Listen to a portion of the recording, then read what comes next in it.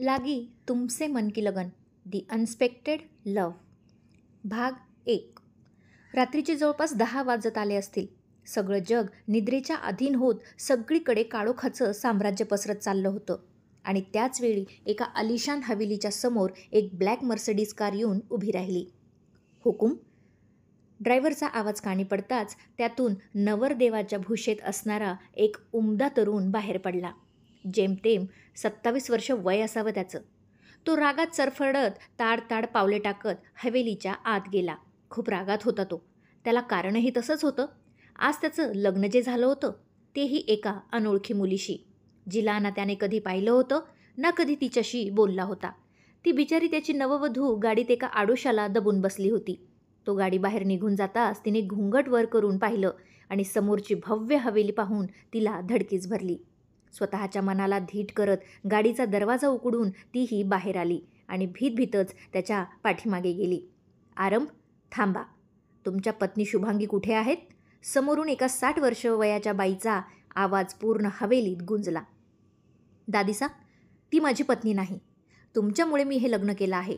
You forced me this bloody marriage. आरंभ रागाने म्हणाला. परिस्थितीच तशी निर्माण झाली होती. आम्ही मजबूर होतो. शिवाने तुमच्यासाठी दिलेल्या बलिदानाचा खूप मोठं ओझं आमच्यावर होतं. या जडेजा खांदावर होतं. ते ओझं उतरवण्यासाठी आम्हाला हे पाऊल उचलावं लागलं. हेही तुम्हाला माहीत आहे.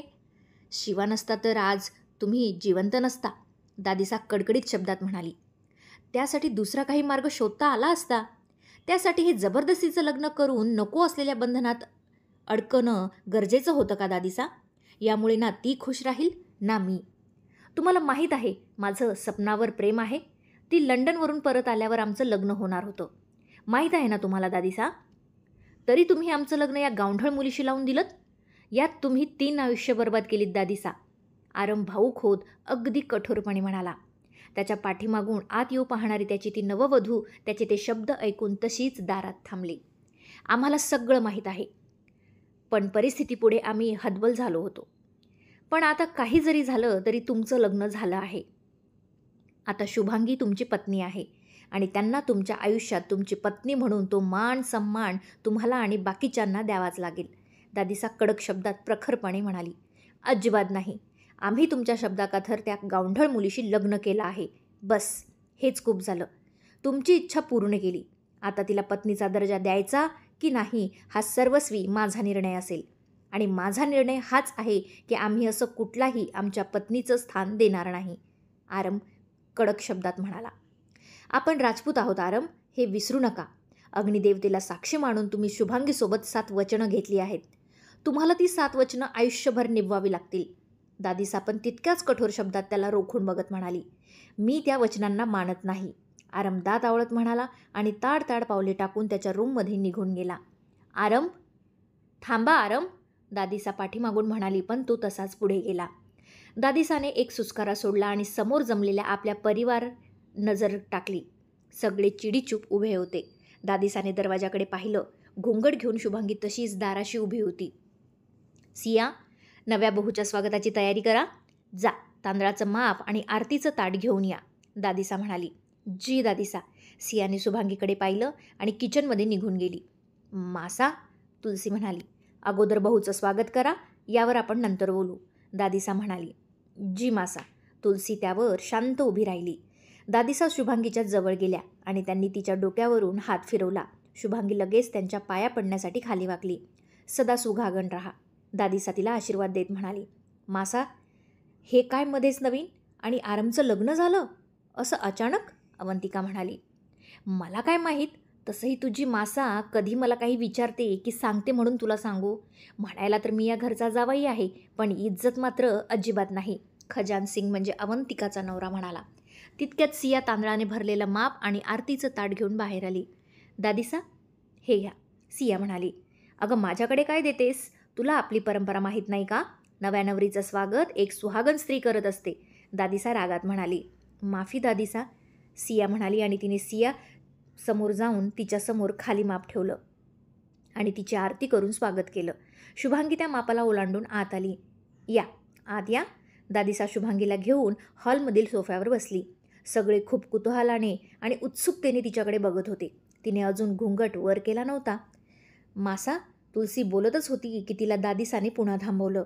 या आहेत शुभांगी, आरम जडेजा, आपल्या आरमच्या धर्मपत्नी, असं म्हणत दादिसाने तिचं घुंगट तिच्या चेहऱ्यावरून वर केलं.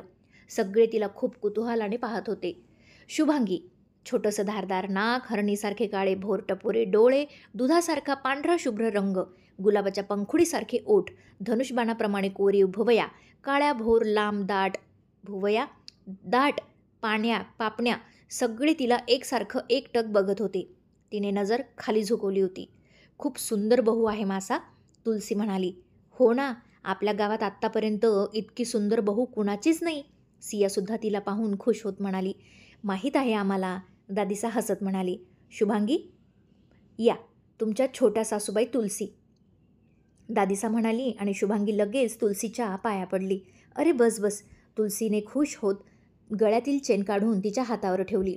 शुभांगीने प्रश्नार्थक मुद्रेने त्यांच्याकडे पाहिलं. आमचा आशीर्वाद आहे हा, तुलसी तिच्या डोक्यावरून हात फिरवत म्हणाली. मग शुभांगी गोड हसली आणि तिच्या दोन्ही गालावर खोल खळ्या पडल्या. शुभांगी, या आहेत सिया, तुलसी यांच्या सूनबाई आणि तुमच्या मोठ्या जाऊबाई, सोहम यांच्या पत्नी, दादिसा म्हणाली. शुभांगी सियाच्या पाया पडण्यासाठी खाली झुकली, पण सियाने तिला पाया पडू दिला नाही.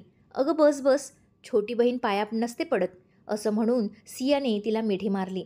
शुभांगी बहू, या आहेत आरमच्या बुवासा, म्हणजे माझी मुलगी अवंतिका, आणि हे त्यांचे पती खजानसिंग, म्हणजे या घरचे दामाद, दादिसा त्यांची ओळख करून देत म्हणाली. शुभांगीने त्यांच्यासुद्धा पायाला हात लावून आशीर्वाद घेतला. खुश रहो खुश रहो, अवंतिका पटकन म्हणाली. सिया, जी दादिसा, शुभांगी बहूला तुमच्यासोबत घेऊन जा, राघव दौऱ्यावर आहे तर आज त्या तुमच्याच खोलीत राहतील. जी दादिसा. ये शुभांगी, सिया तिला घेऊन तिच्या रूममध्ये निघून गेली. ये ना बस, सिया तिला बेडवर बसवत म्हणाली. बेडवर तिचा 4 वर्षाचा छोटा मुलगा लक्ष झोपलेला होता. शुभांगीने त्याला बघून स्माईल केली. हा शौर्य, माझा मुलगा, नर्सरीत आहे, सिया म्हणाली. गोड आहे, शुभांगी त्याला पाहून हसत म्हणाली. आणि तितकाच शैतान पण, सिया त्याच्या डोक्यावरून हात फेरत म्हणाली. शुभांगी बरीच अवघडून बसली होती. तुला चेंज करायला कपडे देते, तू चेंज करून घे. या झड लेंग्यामध्ये तुला वावरायला खूप त्रास होत असेल ना, सिया तिच्या कपड्यांवर नजर टाकून म्हणाली. पण माझी बॅग गाडीत आहे. असू दे, बॅग तुझ्या रूममध्ये पोचेल, तू माझी साडी घाल. सियाने शुभांगीला एक साडी दिली. शुभांगी लगेच चेंज करायला निघून गेली. चेंज करून ती बाहेर आली. सिया तिच्यासाठी कपाटातून चादर आणि उशी काढत होती. दीदी, शुभांगीने तिला आवाज दिला. सियाने तिच्याकडे वळून पाहिलं आणि पाहतच राहिली.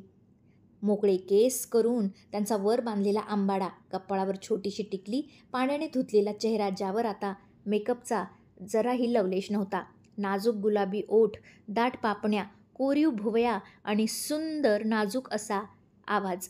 शुभांगी जितकी त्या भरजरी दागिन्यांमध्ये आणि जड लेहंग्यामध्ये सुंदर दिसत होती, त्याहीपेक्षा कितीतरी पटीने अशा साध्या रूपात सुंदर दिसत होती.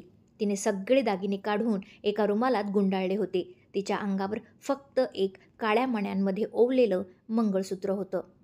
To be continued.